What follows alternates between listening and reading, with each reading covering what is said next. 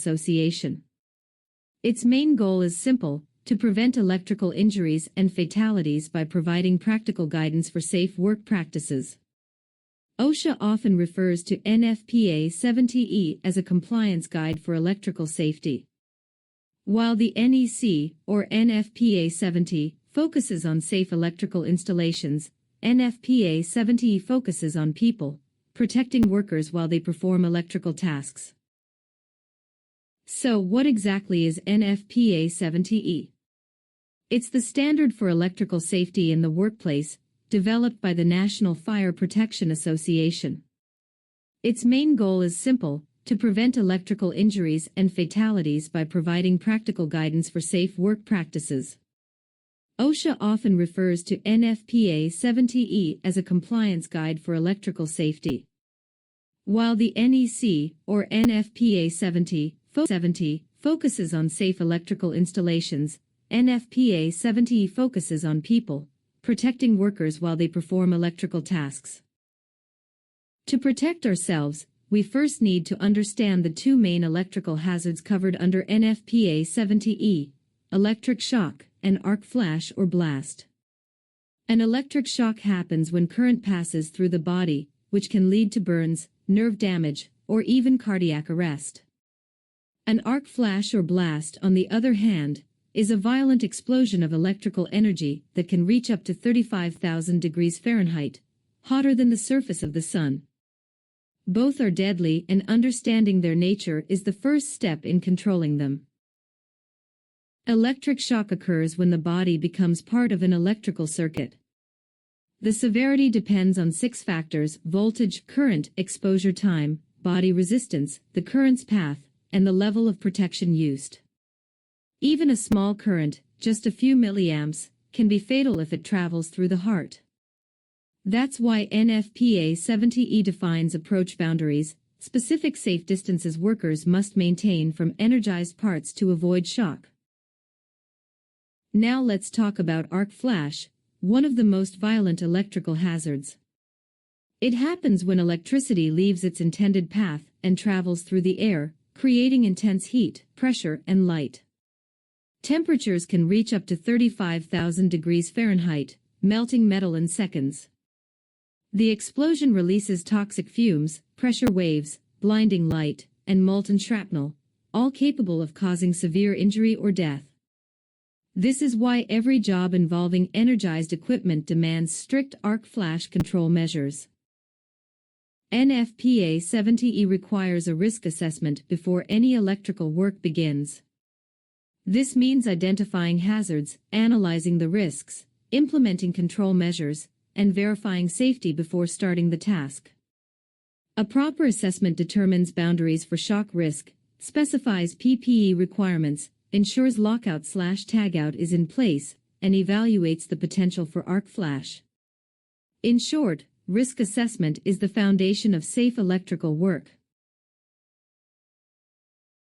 Nfpa 70E defines 2 key boundaries: the limited approach boundary and the restricted approach boundary.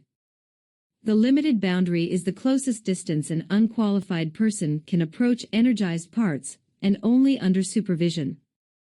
The restricted boundary is even closer, and only qualified workers with full PPE can enter this zone. These boundaries create invisible barriers of protection, keeping workers at safe distances from live conductors. Arc flash risk assessment determines how much energy could be released during an arc event. This process identifies potential hazards, calculates incident energy, defines the arc flash boundary, and selects proper arc-rated PPE. Remember, the goal is to keep workers outside the boundary where second-degree burns could occur. Assessments must be updated regularly to reflect changes in equipment or conditions. The safest way to perform electrical work is under an electrically safe work condition, or ESWC. This means all energy sources have been identified, disconnected, locked out, and tested to confirm the absence of voltage. Nfpa 70E requires ESWC whenever possible, as it completely eliminates exposure to electrical hazards. To establish an electrically safe work condition, follow these 8 steps. Identify all energy sources. Disconnect energized parts. Apply lockout/tagout devices. Verify disconnection. Test for absence of voltage. Apply grounding conductors if needed. Secure the area with barriers or signs. Re-verify absence of voltage before work starts. Following these steps ensures that no electrical energy remains where work will be performed. Lockout/tagout, or LOTO, is one of the most critical safety procedures in Nfpa 70E. It prevents accidental energization during maintenance or repair.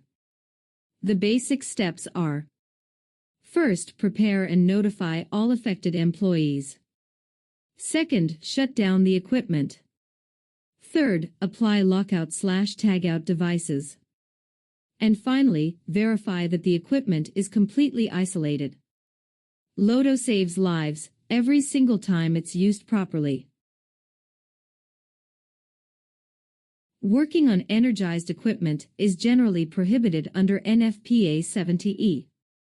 However, exceptions exist, like when de-energizing would introduce additional hazards or is impossible due to operational needs, such as life support systems or continuous processes. In such cases, an energized electrical work permit is mandatory. This permit describes the work, identifies hazards, documents risk assessments, PPE requirements, and includes approvals from authorized personnel before work begins.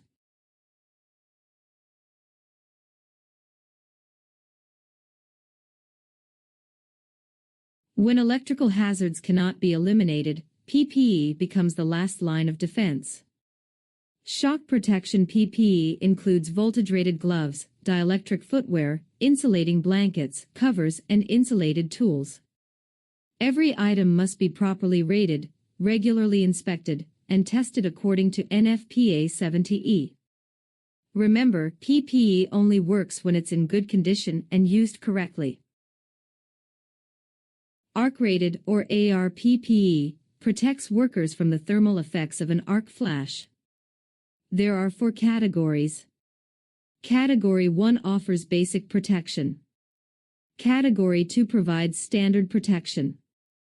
Category 3 increases the protection level, and Category 4 gives maximum defense against extreme heat and energy. Always select PPE based on your arc flash risk assessment.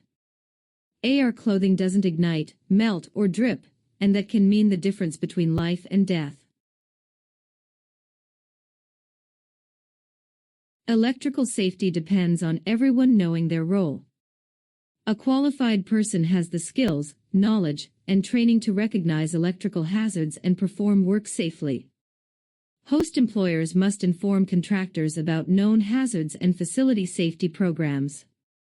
Contract employers must ensure their workers are trained, follow procedures, and comply with all requirements. Communication and cooperation between both are vital for safety success.